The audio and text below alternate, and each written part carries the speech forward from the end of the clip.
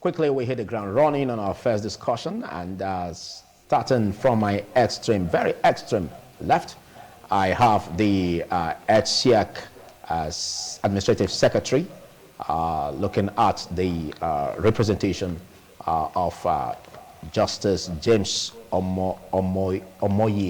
James Uyi Oyomie. James Uyi Oyomie is the HCAC chairman at Edo State, and he's been represented by the Administrative Secretary HCAC and the person of Sunday Osayande. Good to have you join us. Good morning, viewers.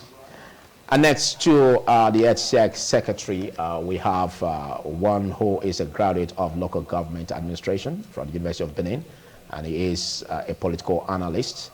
And of course, he is known as But Omorogbe I14. Thanks for coming, Omorogbe. Good morning, viewers. And of course, I have the distinguished personality of the one who is referred to as the voice of the commoners, and he is the convener of the Concerned Edo Citizens Forum, Roy Oribabo. Thanks for being here. Thank you for having me. Good morning. All right, we are looking at the need for us to have a level playing field or playing ground for political parties, and a lot has been said concerning the Edo State government to provide that level playing ground for political parties, as we look forward to the September 2nd local government polls in Edo State. And this is where actions are coming, because we've had it where at one time or the other there will be elections slated, and before you know it is postponed, and due to poor preparations for the elections. What's your feel, or what do you have to say in respect of preparations at the level of HCAC? Sunday Osayande, you are administrative secretary. A lot has been said, in the direction of making sure that this election, comes smoothly, with all the preparations intact. So what do you have to say in that regard? Thank you very much. I will have to debunk the statement that there has been poor preparation. There has never been poor preparation. If you will recall, the present commission was inaugurated by the governor, the executive governor of Edo State, Mr. Godwin Noerase Obaseki, on the 23rd March 2022. And he gave the commission the mandate to conduct the local government elections. Thereafter, the House of Assembly passed a law which and we did not meet the 150 days according to the electoral law. Okay. The Federal High Court in Abuja granted an interim injunction restraining HCAC from going ahead with the local government elections or its agents. And that was why the election has to be taken forward to a later date, which was 19th January 2023, in order to meet with that 150 days. After that, the commission prepared to conduct the elections on January 19th, 2023. There are some things that needs to be put in place. You may wish to also recall that the voters register, which is a basic requirement for the conduct of the election, was not available as at that time, because the Independent National Electoral Commission was doing continuous voters registration, and they could not oblige the commission with the updated voters register. The commission wrote to INEC to provide them the updated voter register. Their response was that they can only provide the voter register that was used in 2019 general election, which was also used for 2020 governorship elections. And if the commission had gone ahead, many citizens of Edo State would have been disenfranchised. So that was why the election did not hold on that particular time. And INEC also said that until they have tested the updated register, they will not make it available to EDSEC. So the election was again shifted to May 6th, 2023. And if you will also recall, there were some runoff, even up to April this year for national elections. The governorship election was moved from 11th, I think, to 18th. So all these are the challenges that EDSEC had. It is not that EDSEC was not prepared to conduct the election at the time they fixed the various elections. Thank you. Good to know that EDSEC had that challenge, but yes, now we can say those challenges are still on the ground, that have been taken care of. Yeah. So do you see the date, September 2nd, as feasible? 2nd September is sacrosanct. It's sacrosanct. There's not going to be any change. All things being equal. And I can assure you, and if you are moving, you see political parties, they are campaigning. It's just 11 days to the election. Yes. From today. So I don't think anything will stop the EDSEC from conducting that election, because all the logistics, everything are already in place. Okay, let's look at how often you interface with the political parties, the leadership. Yeah. I'm happy that Mr. Roy is here, and he will attest to it that we always invite political parties, stakeholders, let me use stakeholders, to EDSEC office. We interface with them, we carry them along in all the processes of the election.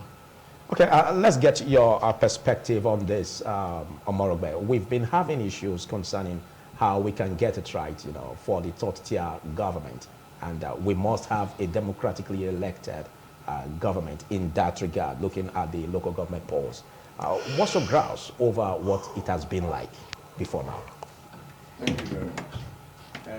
First of all, like you have actually said, local government is the third tier of government, and is said to be the closest government to the people. Mm. But it's unfortunate in this country that we are not very, very interested, most times not too interested in who sits on this level of government, which is most important. You can agree with me that most times the challenges we always have is who occupies Abuja, who occupies Asurok, or who occupies a government house at the governor's level. Yeah. But like I always say, the most important tier of government is the local government level, because you have your councillors that are even very close to you. You have your chairmen that are maybe 2-3 streets away from you. You are closer. But it's unfortunate that over a very long time, since this new dispensation, let me just say since 1999, the local government level has been really be reduced, because you see governors manipulating the outcome of elections, because they are the ones that constitute or put people in the governing or the officiating as it is in Edo State. Yeah. EDSEC is being constituted by the state governor. So I don't want to be particular about Edo State in this regard. All other states are involved. But the issue is that it's time we should start as to try as much as possible to galvanize our people, to tell our people that local government election is even more important than the presidential election or the state or the National Assembly elections. Most times when we are preparing for local government elections like this, you see even your next door neighbor, you ask them. I asked somebody yesterday, September 2nd is election. The man said, the man he's not even aware. He's not even aware. He said, which election again? Is it yet 4 years? Because their own is just, election is supposed to be every 4 years. So most times, our people, I mean the masses, are not really galvanized. They are not really put on the know that this is the most important level of government, the one that can influence their life. Which constitutes a setback. Yes, yes. And having said that, I would still want to actually still put a mark on the influence most state governors have on this election. It actually discourages people too, because we have seen it even in previous administrations. When elections are coming like this, you start hearing from the ruling party at the state level to say, if in a case like Edo State where we have 18 local government, you start hearing the slogan in government has to say like 18 over 18, 18 over 18, trying to say, they are going to get everything. Clear the entire local government. Yes. So until some of these things are cleared, local government administration will remain a charade. The election will not be kind of speak what is supposed to bring forth. All right, thank you. Let's get your perspective, Rory Babo. Omorogbe spoke about the influence that the executive has on the elections, and he also spoke about the fact that, in terms of appointment of the commission, that is the electoral umpire at the local government level. Do you see this as a way of rubbing off on the election in terms of its credibility? Of course, as a critical stakeholder, I've been opportune to monitor election in this country, especially at the level of local government. Some of us have opined over the years that we have to look at our laws. These are fundamental issues. In 1998, if you recall, local government election was conducted, and credible personality were discovered at that level. That was them. After that election, the government of the day, the bourgeois, they came up with another policy that they want to handle the local government to the governments. That was what destroyed that local government administration in Nigeria. Therefore, we cannot be discussing Edo in isolation. It would just be unfair to Edo State if we are discussing Edo in isolation. Whether you like it or not, the basic principle on election management in terms of local government in Nigeria is that the party in power will always collect it, and that is what will be happening, and that will not also change in Edo State. To me, local government it's not a serious election. That is my own belief. It's not a serious election, because I can conveniently tell you that on that day, despite what you are hearing from MySec and what have you, those PDP is going to sweep it. It's going to be a team right. Okay, but if you look at it critically, like what you said, that it's supposed to be a general thing, because looking at what the administration is all about and how it was tossed to the governors to decide in that regard. Don't you think, even though it's at that level, generalistic, don't you think it's also an opportunity for the state governors to be unique in terms of how they bring transparency and vigor into conducting credible polls? You are right, but in this part of the world, I don't believe, let us not deceive ourselves. So I said I have monitor election, therefore I have also partook in the election at local level. I know what is going on in this country. The issue of uniqueness cannot be there, and it will never be there. If you are reasoning at that level, it's going to be a mere mirage. Until we look at the fundamentals, let's look at our law. How do we strengthen our law? And that is the reason why I keep on telling people that for we to get it, that we need a very strong institution. Very strong institution. That is the only way we can get it right. The invitation I received that SCA chairman will be here today so that we can look at this issue. As we are talking now, this administrative secretary is here. Therefore, administrative secretary is also limited. There are things he cannot say on air. You know, there are things he cannot say, and that is the truth. And with the SA chairman said that we have opportunity to interrogate the whole process. We can. It's limited and also limited because there are issues the administrative secretary cannot defend. You know, it's a very just man. Therefore, I must, because Nigeria, what we should looking at, how do we get it right? The only way to get it right, we need strong institutions. How do we get institutions? We should look into our laws. We should look into our laws. When we look into our laws and reformulate a workable direction for us, we will get it right. This is why we are now sitting discussing local government election. Some persons are busy. Considering the harsh nature of Nigerian economy as of today, how do you expect people to go into campaigning? How do we expect them to do it? You must give it to the politicians. Some persons are willing. They want to win as a chairman, as a councillor. Do they have resources to even do it? You know, those are the issues. And that's the reason why the awareness is quite very low. Because at the local government level, at the councillorship level, the resources is not there to drive the process. How many adverts have I seen of a councillor on air now that he wants to be a councillor? How many adverts have I monitored on I think that a chairman is doing adverts? These are some of the things, but the resources is not even there. They are not too sure of where they are going. Therefore, nobody wants to invest. Okay. He may mention on the fact that you may have limited information concerning how to really express this at this podium. I want your reaction in that because you are the administrative secretary. And again, there's also need for us to look at the level of commitment the commission has made in terms of sensitization at the local level, because like what Omorogbe said, a lot of persons don't even know about the election coming up. I think the SEC has done a lot in terms of sensitization, creating awareness about the coming election. In spite of the gap that we still see? Yeah, no, let me tell you, the commission have gone to the local government headquarters. We did a courtesy visit, stakeholders meeting at the 18 local government headquarters, which just ended on Friday. Was it a one-off thing? No, it's a place that people were invited. The traditional rulers were there, the security agents, those people that are engaged in a election process.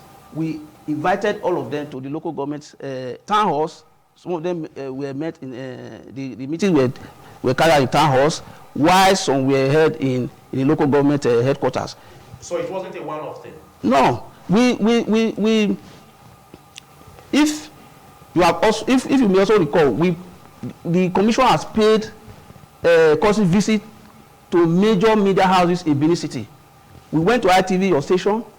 We went to NTA. We went to EBS. We've been sensitizing people on this forthcoming local government election. So it is the political parties that have to carry out their campaign, not SEC. What SEC needs to do is to allow a level playing field for every political parties to participate in the election. I think that is what we'll be doing. Tomorrow, we are having a stakeholders meeting comprising of political parties, civil society organization, non-governmental organization, security agencies that are involved in the elections. So we are meeting tomorrow. Tomorrow is 23rd. And these are things that the commission has put in place to create awareness of the income for the coming election, which is taking place on the 2nd of September. So the SEC has done its own, and I believe that the political parties also has to carry out their own campaign to the grassroots level. Okay. So, let's look at the aspect of executive influence, which though it's not entirely the problem of the state alone, but also cuts across other states of the federation as the rule applies. Now, what is your commission under the leadership of Justice James Oyomiye, retired, doing in terms of tackling possible executive influence? I think that if you have listened to most of the speeches of our chairman, he has told the political parties that they should go to the field and campaign. And in the polling booths, they have their own agents there who are to monitor the voting process. And the political parties also have their own duty to perform in this election. The executive influence, I don't think it is there. You don't think? Yeah, I don't even see it. Know. I don't even see it, because if you look at the awareness now, compared with what we used to have in the past, it's different. In the past, we don't have up to the number of political parties we are having that are competing for this election. Okay. We have 7 political parties. Okay. 7 political parties. In the past, we don't have... PD candidates. Yes, 50 candidates for this election. And some political parties have even said that because of the personnel in the commission, that is the commissioner and the chairman, they have confidence in the election. And some of them have come and they have feeded their candidates for this election. So, executive influence, I don't know. I don't know. I don't think there will be any executive influence coming into play in the election. They say who pays the piper dictates the tune. And let's get how we can get that right, you know, looking at the forthcoming polls. Like he has rightly said that the executive arm has no much influence.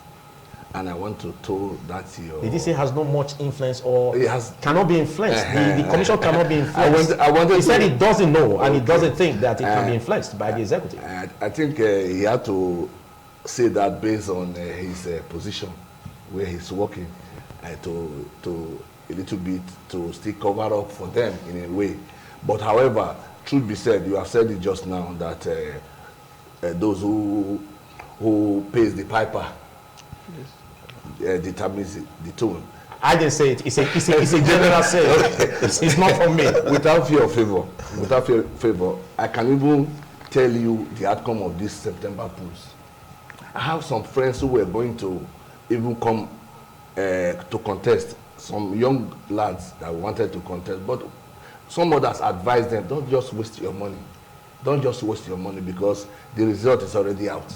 So the issue of a credible umpire body when it comes to local government management can only be seen to be improving if that issue of the dominance of the executive arm is removed from the EDSEC as Edo State is concerned.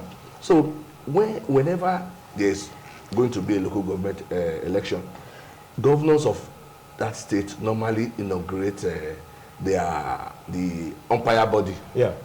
And I have always said, there's no way you give food to somebody, you provide everything for the person, and the person will now work against your interest. Let us be very, very frank to ourselves, irrespective of political affiliations, because that is where we have got it wrong in this country.